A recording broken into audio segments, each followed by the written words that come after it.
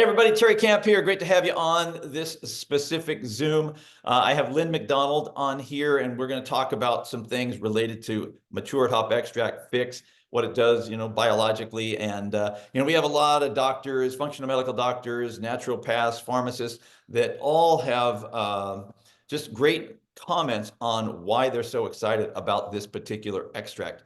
And a few days ago, Lynn had left a voice message into a team. And somebody had asked some questions about why pHix, and I'm not even sure how the question came, but I heard her response and I was like, oh my gosh, this is amazing stuff. And it might be things that other people have heard, but with the way you, Lynn, had put it together, I just thought I wanted to get on a Zoom and have this conversation so that hopefully the masses could get this and listen to it, because you have a unique background in medicine.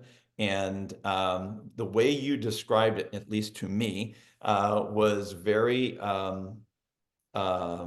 it was exciting, I guess is the best word for it. So thank you so much for being on here for a few minutes. How's everything? It's all good. Thank you very much for having me. It's an honor and a pleasure to be able to talk about this with you. I love that we've got this to share, so I'm more than happy to talk about it. Amen. Amen. And you live where? In the north of Scotland, in a small town next to a beach near Inverness, which is near Loch Ness, where the Loch Ness monster lives, apparently. So, yeah. Serious. Okay. So if we could start here, Lynn, could you share with them your the degrees you were talking about, your medical background? Could you just give people your history, please? Yeah, I guess. Well, I went to Glasgow Medical School back in 1990 and obviously wanted to become a doctor to help people with their health. So I graduated in 99 after a very convoluted taking time out, having a baby, going back in, and did lots of hospital jobs. I did pediatrics, psychiatry, hematology, oncology, ENT, dermatology, ophthalmology, um, probably more, too many to list at the moment, but I did lots of jobs in the hospitals. And then I became a GP, general practitioner, or a family doctor, partner in general practice from 2005 until 2012 it was. Prior to that, obviously, hospital jobs. And I also trained up in homeopathy while I was a medical doctor through the Glasgow Homeopathic Hospital. So I had an interest in things sort of alongside medicine at the same time. And 2012 was when I left the profession through my own burnout and stress at the time. I had a divorce going on, lots of different things in the background, and the pressure for me as a single mum of 4 at the time, now 5. Wow. Wow. It was a lot. I had to employ a nanny while I went to work and work as a GP, and said nanny was busy showing me photos from the beach. Here's the children and I having a lovely time. And I would be like, oh, I wish I was there too. So Yeah. so there was a lot going on, and it didn't align anymore. That's really why I left. So you saw pHix, you understood, I'm assuming biologically, what a matured hop extract does. And I know that you had articulated very well what's going on in the body. I try to keep it high level when I'm explaining it to people. Now, I'm not a doctor, of course, but I've listened to and I hear a lot of what happens. So from your perspective, Lynn, what was it that when you saw this, what got you excited initially about the product itself? Okay, so I'm always on the lookout for things that I've never heard of that might help humans with their health, because I know there's a lot of things out there. Mhm. And so I'm very open to hearing about things. And I've heard about things before that I've loved. And when my friend contacted me to say, hey, Lynn, would you like to take a look at something? I'm like, I always want to take a look at something. She showed me this. I think what struck me most was I know that a lot of people are attracted to this product because of the fat loss element to it, but I think there's way more going on than it just being like a product for people who are overweight and need to lose fat. Um, I myself am not exactly in the bracket of needing something from that point of view. And when I looked at what it was, I thought, well, that's great if it's doing that, but how is it doing that? Right. And I've learned a lot along the way about truly how to help humans with their health in terms of fat, partly because I have had weight issues myself, going up and down like a yo-yo all my life from childhood.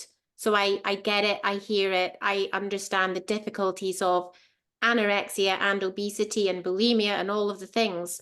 It was one of my hardest battles as a GP to actually help people with their weight, because no matter what we would tell them about calories in and calories out and exercise and all of these things, it never worked. And it never worked because it doesn't work. So when I looked at this product and it worked with our metabolism to help us digest things better, help our hormones work better, help our neuropeptides to do what they're meant to do better, help mobilize the fat stores, help get us down from a state of sympathetic standard that we all seem to be in, not sympathetic overdrive, but spending too much time in the sympathetic state. And the product seems to flip us into parasympathetic status, which is it's like the seesaw of the autonomic nervous system. So you can either be well into sympathetic or well into parasympathetic, but you can't really be in both at the same time. It's like flipping the switch from one to the other. And I understood quite quickly that that's what this product was doing. I was sent some research. I looked at the papers. I was like, oh, this is really, really interesting.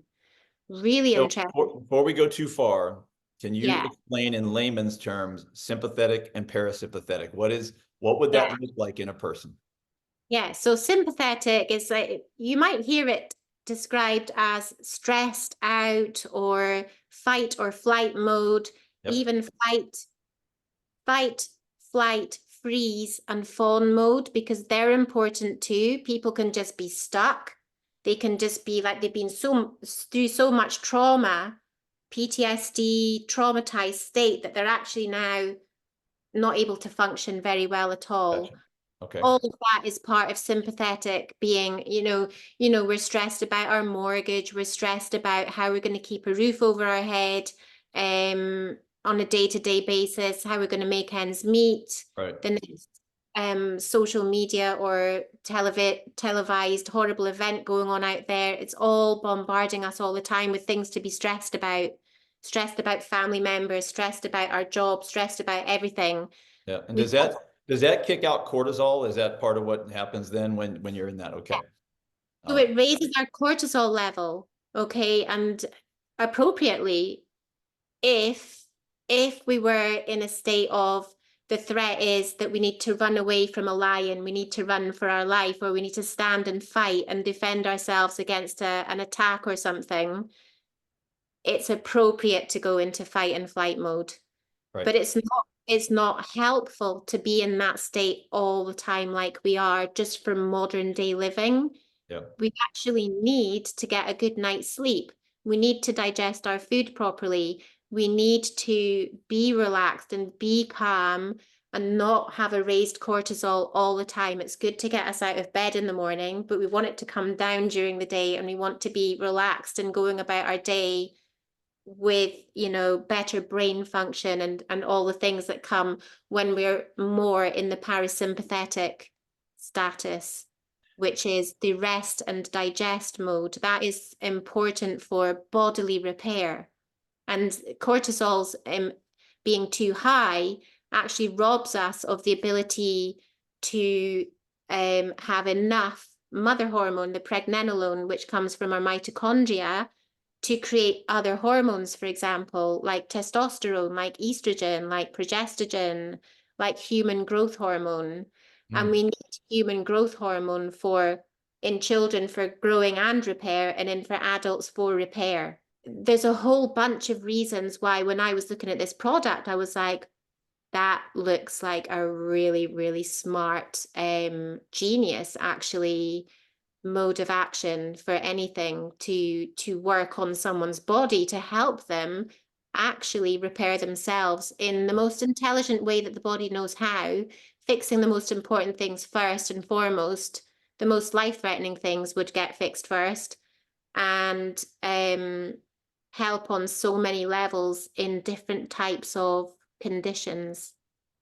Yeah, the term I use, and this is just as I hear all the different medical folks talk about it, to me, what pHix is doing, it leads the body into homeostasis. And it's trying to get the body back to an optimal operating method, if you will. And Absolutely. so in Everything that, about the human body wants balance. It wants homeostasis. For people don't know, that's a fancy word for balance. yeah, We want some oxidants. We don't want too many.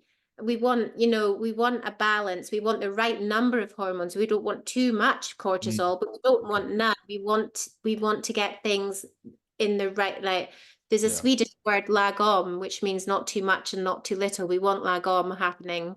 So awesome. So in pHix, when pHix enters the body, can you explain why it would help the body move to parasympathetic in like biologically?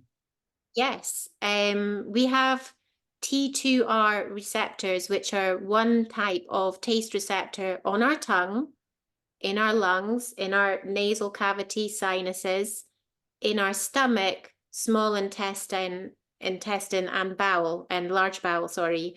So we have taste receptors in all of these different places, and it's part of the body's kind of like alert system, okay? The T2R receptors are the ones which detect the bitter taste in particular. And whenever a human ingests something bitter, or apparently when we breathe in a virus, it triggers these bitter receptors in our lungs, right? And the body goes into, okay, we need to deal with this mode. Right. But when we have a bitter trigger, the body thinks that is poison. Okay, that's our alert to, oh, we shouldn't be eating that because it's poisonous, right? Yep. So by the time it's come into us and it's come down into our stomach and into a small and large intestine and beyond, the body's like, oh my goodness. So what happens is this hops extract, it is concentrated, and we drink it. We have to put it in a drink so that it doesn't just sit in our mouth. It goes right down beyond our stomach, okay? And it tastes of nothing. It doesn't taste bitter, but it still triggers the bitter taste receptors, which are attached to minute branches of the vagal nerve, which is the cranial nerve, number 10. People can look that up. The vagal nerve, it's named because it was named because it's a wandering nerve. It connects to so many different vital organs in the body. Yep. Part of the parasympathetic branch of the autonomic nervous system. So when the vagal nerve is stimulated down, connected to these taste receptors, sends a signal to the brain going, we're being poisoned, when we're not being poisoned, which is really important because we don't have all of the parts of that plant, or we don't have any harmful parts of that plant coming into us. It's just triggering the nerve endings. So then the brain goes, oh my goodness, we need to mount a rest and digest response to this, which is really bizarre because when I say this to people, they're like, what do you mean? If we're being poisoned, surely it would put us into sympathetic drive. And I'm like, no, the body's too intelligent for that.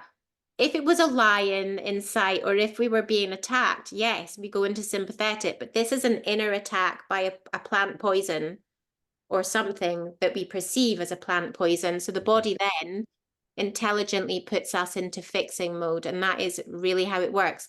So it stimulates the vagal nerve then to send messages down to all the vital organs like the heart, the lungs, the liver, the kidneys, the pancreas, the stomach, the gallbladder, the bowels, to make digestion work better and properly for us, meaning that we get more nutrients out of our food, we assimilate everything better, we make the correct amount of hormones from what we have going, we stop breaking down tissues to go into fight and flight mode, and we start building up our tissues, which is lovely because things like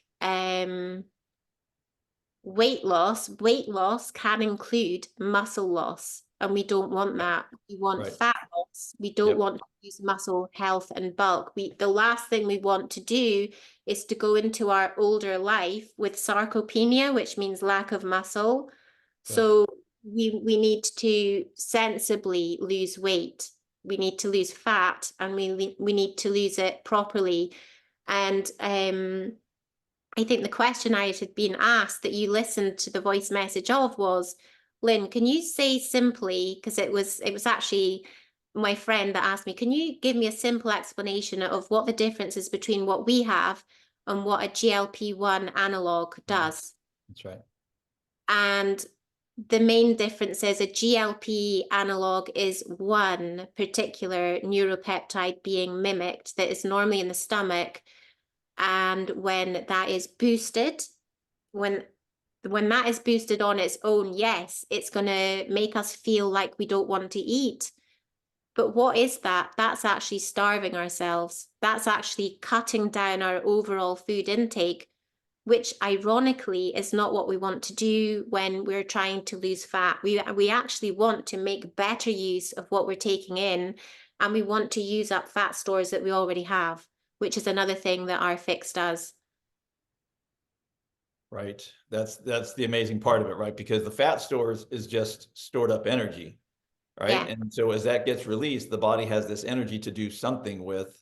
And Yes. as I understand it, it then goes to do what you're talking about. It goes to repair whatever is most urgently in need of repair in the body. And it uses that released energy to do that. Yeah. And just having more energy makes our brain function better. Our brain uses something like 20% of our total energy throughout the day. Well, And it's certainly not 20% of our whole body mass, is it? So, and so boosting, and I've seen a lot of testimonies about different cognitive problems people can have being helped by this. A lot. I've seen a lot. I actually have ADHD myself, and I can tell everybody here that this product has made such a difference to me personally. nice. Nice. Ability to focus more, is that what you're sensing?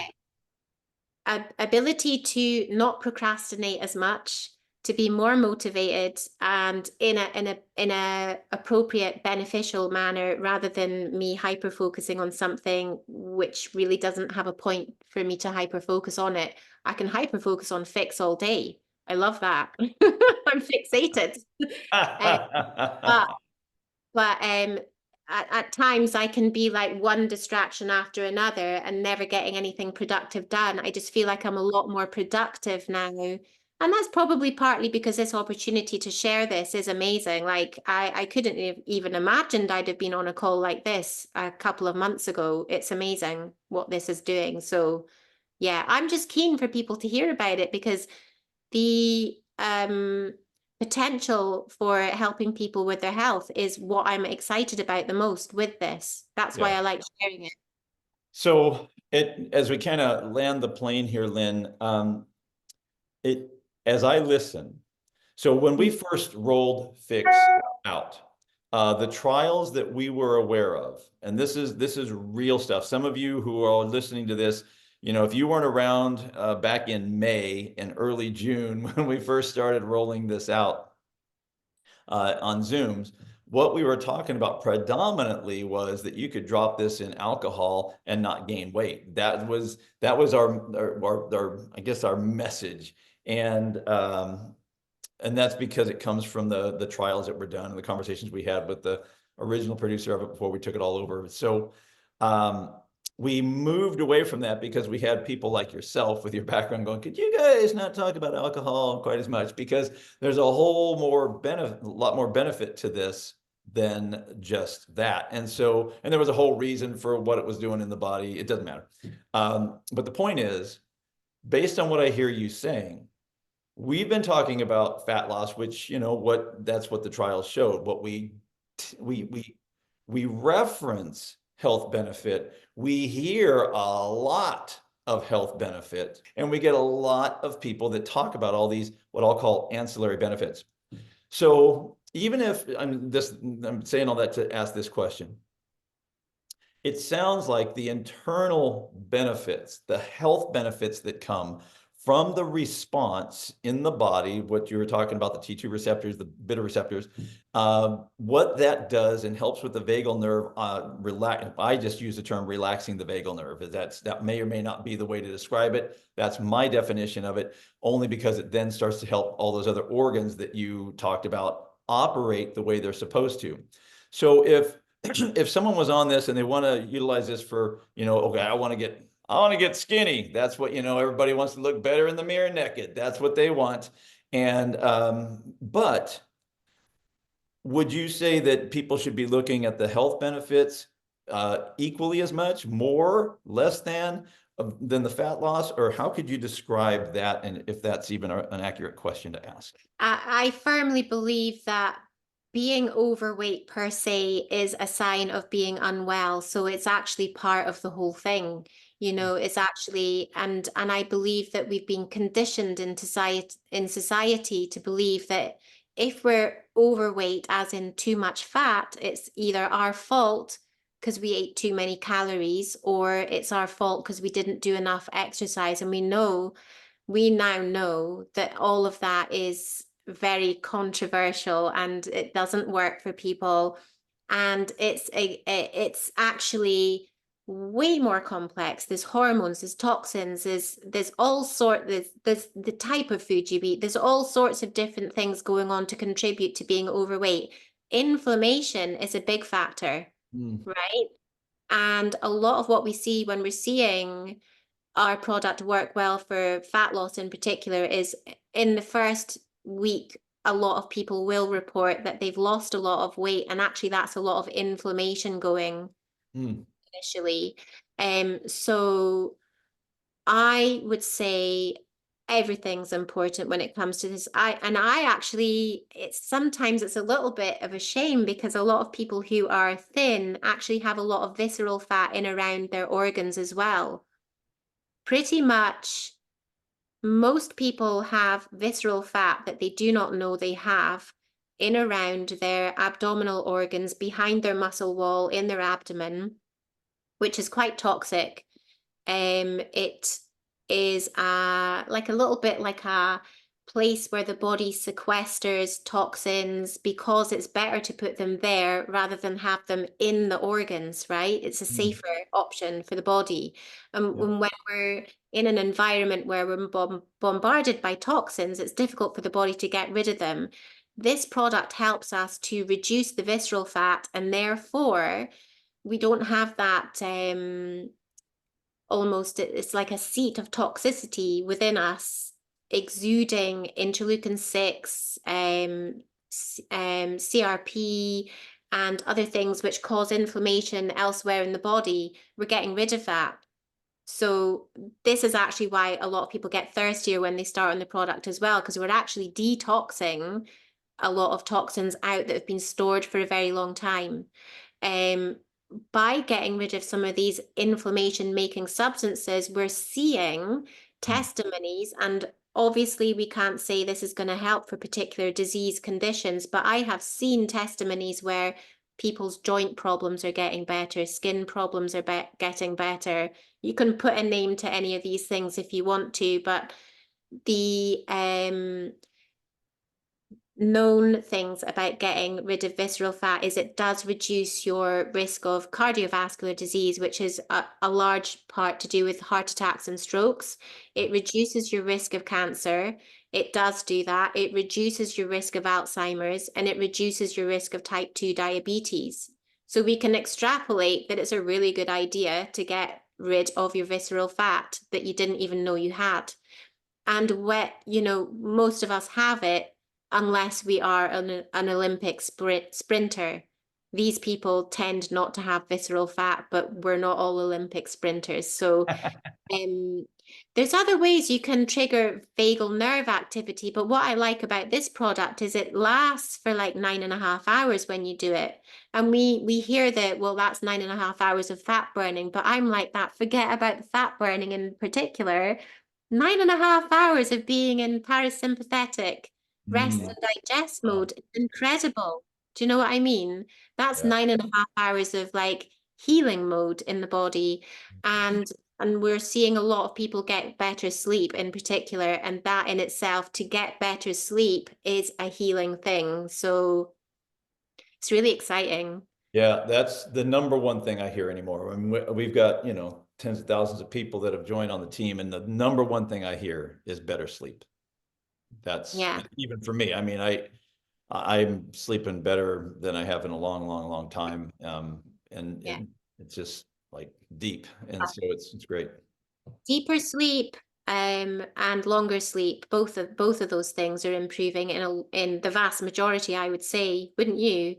I would say the vast majority. The other thing is by getting rid of visceral fat, there's a lot more talk about visceral fat at the moment. It's becoming more known about, and I do follow people that are very into talking about it. And there's a documentary coming out later in the year that I'm really looking forward to seeing by some clever friends that I know. But one of them is a guy who initially trained in immunology, and he is now a brain surgeon. But he taught me that we have natural killer T cells, which are part of our immune system, which tackle cancer cells as they arise in the body.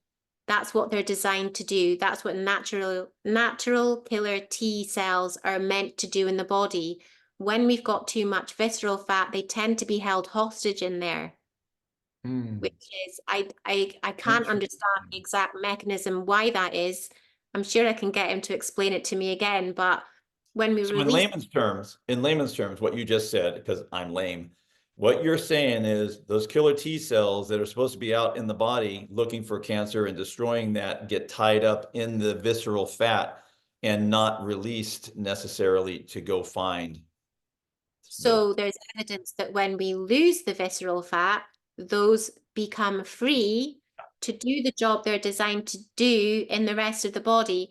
Because when you use the word homeostasis all the time, we have cancer cells arise and our body fights them Yep. all the time. And it's Yep. when it swings too much one way that we tend to get into trouble. Interesting. That's very interesting, isn't it? Yes. I'd love to talk about the fat burning mechanism as well, because I think that's quite genius too, if we've got time. Yeah, go ahead. Because I was reading the research papers that I'd been sent by the person who told me about this, who I love her to bits for telling me, by the way, I am eternally grateful to her. I was reading the research, and it works in a slightly different way. It's not so much vaguely nerve stimulated, and I couldn't tell exactly how it works, but the research seems to say that we've got brown adipose tissue, as you know. I know that you know that.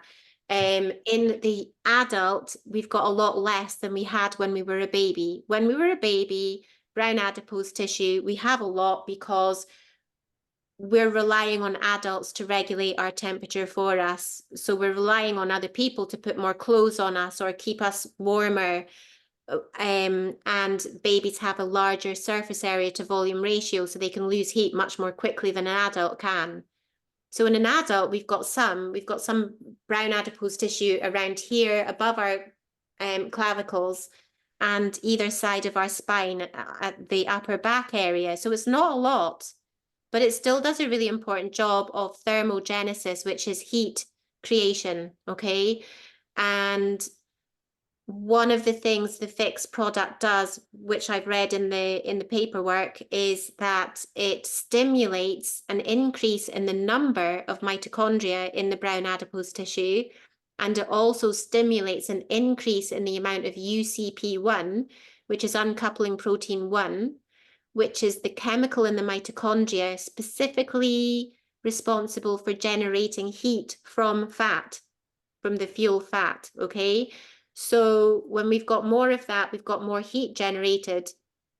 rather than more ATP production, which is the molecule that is responsible for movement and all those things. So where the brown adipose tissue needs to get the fat from, because we don't have much, is it draws the raw material from the white adipose tissue in the rest of the body. So it will draw it from the visceral fat, which is it's around our organs. We've also got some on our heart muscle, like on the outside of the heart. Yep. Where the blood vessels are, you tend to see a buildup of fat there. So it will dissolve some of that fat away, and the deep subcutaneous fat. So it's good for us to have some superficial fat, but not a lot. The deep stuff we want to get rid of, and that's where the brown adipose tissue gets its raw material from. Yeah, so pretty exciting stuff overall. One of the top docs that we were talking to in Australia, she said that as she looked at pHix, she said this is a health hack. And to me, that's a great, at least, image for people to understand, because it does some things in the body to start the journey to health.